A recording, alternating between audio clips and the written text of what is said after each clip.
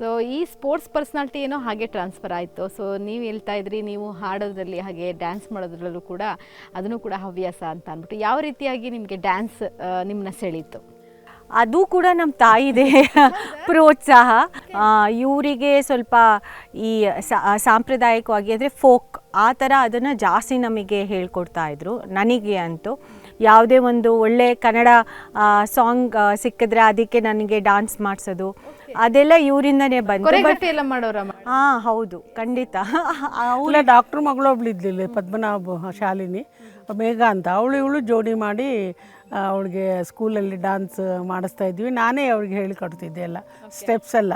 ಸರಿಯೋ ತಪ್ಪ ಬಳ್ಕುತ್ತಾ ಬಂದಾಳ ಉಯ್ಯಾಲೆ ಅನ್ನೋದು, ಬಳ್ಕೋದು ಹೆಂಗೆ ಅಂದರೆ ನಮಗೆ ಗೊತ್ತಿಲ್ಲ. ನಮ್ಮ ಹಸ್ಬೆಂಡ್ ಒಂದ್ಸರಿ ಹೇಳಿದ್ರೆ ಹಿಂಗೆ ಅಂತ ತೋರಿಸಿರಿ, ಹಿಂಗಂತ ಮಾಡುವಂತ ಮನೇಲಿ ಕಳಿಸ್ಬೇಕಾದ್ರೆ ನನಗೆ ಇನ್ನೂ ನೆನಪು ಬರ್ತಿದೆ. ಸೊ ಮೇಡಮ್, ನೀವು ಹಾಡು ಹೇಳ್ತಿದ್ರಿ ಅಂತ ಹೇಳಿದ್ರಿ, ನಮಗೋಸ್ಕರ ಒಂದು ಸಣ್ಣ ಜನಪದ ಗೀತೆ ಹೇಳ್ಬೋದಾ ಈಗ?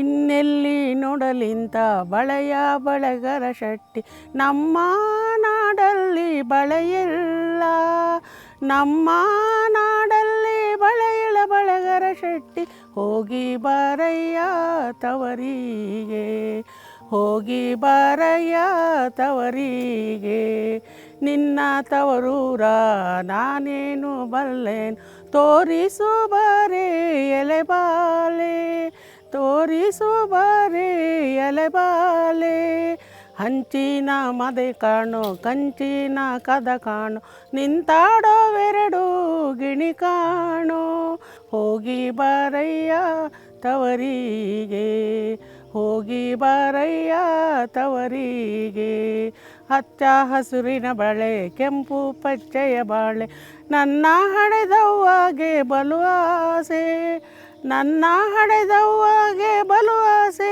ಬಳೆಗಾರ, ಹೋಗಿ ಬಾರಯ್ಯ ತವರಿಗೆ, ಹೋಗಿ ಬಾರಯ್ಯ ತವರಿಗೆ.